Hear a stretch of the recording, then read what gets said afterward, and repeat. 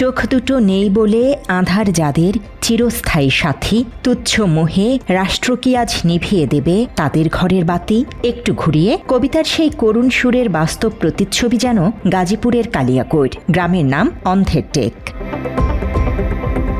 অন্ধের টেক নামেই যার পরিচয়, ভাগ্য যেন সেখানে আরও বেশি নির্মম। এই গ্রামে ৪৫টি পরিবারের প্রায় ৩৫০ মানুষের বসবাস, যাদের অধিকাংশেরই নেই পৃথিবীর আলো দেখার সৌভাগ্য। কিন্তু আশ্চর্যের বিষয় হল, দীর্ঘ ২৬ বছর ধরে এই জনপদে পৌঁছায়নি আধুনিক সভ্যতার অন্যতম ছোঁয়া, বিদ্যুৎ। বাইরের পৃথিবীটা যাদের কাছে চিরকাল অন্ধকার, ঘরের ভেতরেও তারা বন্দী হয়ে আছেন নিকষ কালো আঁধারে। আজকে আমাদের গোরস্থান নাই, মসজিদ নাই, মাদ্রাসা নাই, কারেন্ট নাই, পানি নাই, গ্যাস নাই, এভাবে মানুষ বাস করে না।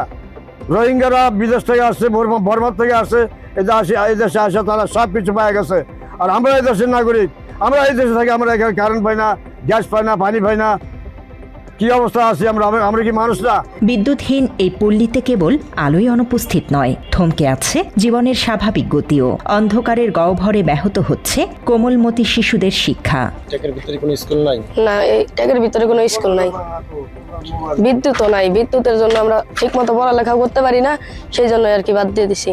ধর্মপ্রাণ এই মানুষগুলোর জন্য ১.৫ কিলোমিটার দূরের মসজিদে নামাজ পড়তে যাওয়াও যেন এক অগ্নি পরীক্ষা। বারবার আবেদন করেও মেলেনি সমাধান। এলাকাবাসীর অভিযোগ, দীর্ঘদিন আগে তাদের স্থায়ী পুনর্বাসনের আশ্বাস দেয়া হলেও আজও তার বাস্তবায়ন করেনি কেউ।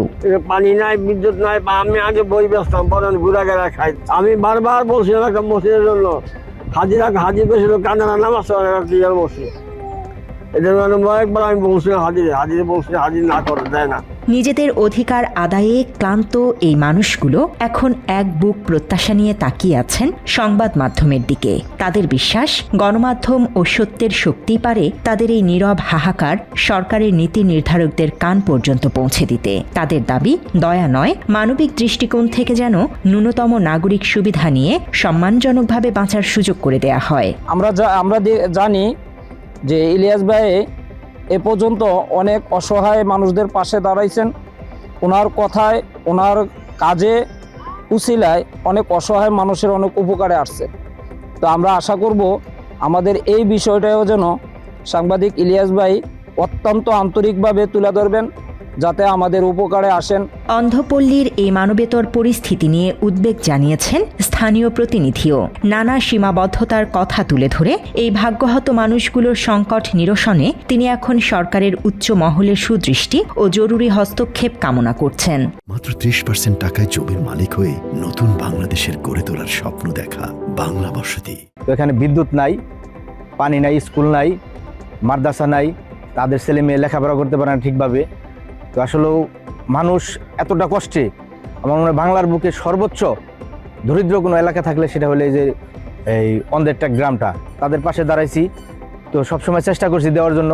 তো বিগত দিনে বিএনপি সরকার যেহেতু বসাইছে, তো আমার মাননীয় প্রধানমন্ত্রী তারেক রহমান সাহেবের কাছে দৃষ্টি আকর্ষণ থাকবে যে তার মা প্রতিশ্রুতি দিয়েছিল এই অন্ধদেরকে এখানে পুনর্বাসন করবে, বিদ্যুতের ব্যবস্থা করবে। তো আবার যেহেতু বিএনপি সরকার ক্ষমতায় আসছে, এই বাস্তবতা সে করবে এটা আশা করি।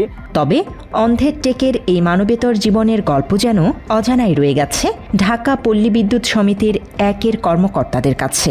মৌচাক জোনাল অফিসের ডিজিএম মোহাম্মদ রফিকুল ইসলাম বাংলা এডিশনের ক্যামেরার সামনে কথা বলতে রাজি না হলেও পরে বলেন বিষয়টি তার জানা নেই।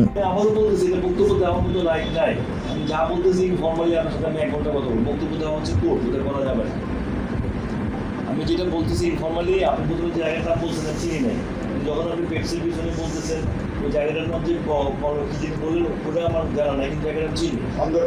এ বিষয়ে গাজীপুরের জেলা প্রশাসক মুঠোফোনে বাংলা এডিশনকে আশ্বাস দেন সমস্যা নিরসনে পল্লী বিদ্যুতের সংশ্লিষ্টদের সাথে কথা বলে প্রয়োজনীয় ব্যবস্থা গ্রহণের। যদি এমন হয় যে না আবেদন করছে কিন্তু পল্লী বিদ্যুৎ রেসপন্স করতেছে না, হ্যাঁ আমাকে আবেদনের কপিগুলো দিয়ে ওই এলাকার লোকজনকে বলেন আমার কাছে একটু অবহিত করতে আমাকে, হ্যাঁ আমি পল্লী বিদ্যুতের জিএমদের সাথে কথা বলবো। ২৬ বছরের দীর্ঘ এই জমানো আধার ঘুচবে কবে, সেই উত্তর এখন সময়ের কাছে। চোখের আলো বিদ্যুৎ দিয়ে পূরণ করা সম্ভব নয়, তবুও আধুনিক বিশ্বে এতটুকু নাগরিক অধিকার এই জনপদের মানুষের প্রাপ্য। News desk, Bangla addition.